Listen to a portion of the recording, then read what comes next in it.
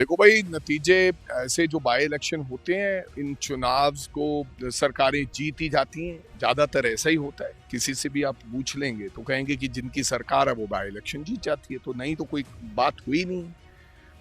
जिस प्रकार से चामदाम दंड भेद से चुनाव जीते गए हैं वो सारी दुनिया जानती है पंजाब के अंदर। हाँ, लेकिन हम में क्या कमियां रहेगी, हम किस और बेहतर तरीके से चुनाव लड़ सकते थे, उसकी हमें बांट के समीक्षा करने की जरूरत है। और वो हम हाईकमांड, आला हाईकमांड से बैठकर और पंजाब के सीनियर लीडर से बैठ के उसकी समीक्षा करेंगे। पंजाब के हमारे आम जिला प्रधानों से बैठ के उसकी समीक्षा करेंगे। अब तक की समीक्षा में से क्या लगा, वजह क्या लगी?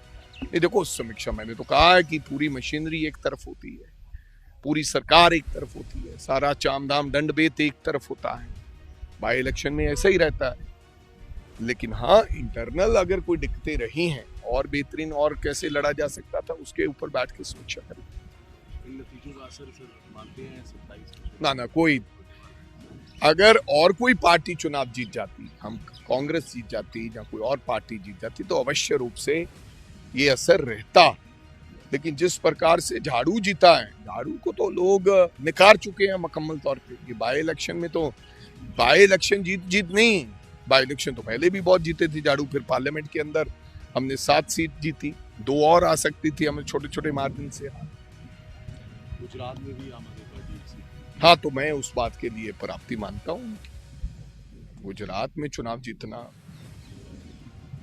अब इन चुनाव के बाद किस तरह से सर कांग्रेस की स्ट्रेटेजी? भाई कांग्रेस पार्टी तो मैं आज भी खरड़ की ब्लॉक की स्तर की मीटिंग लेकर आ रहा हूँ। कांग्रेस पार्टी निचले स्तर पर पूरी तरीके से मजबूत है। कांग्रेस का पार्टी का वर्कर बहुत मजबूत है, लड़ने के लिए तैयार है, सरकार लाने के लिए तैयार है।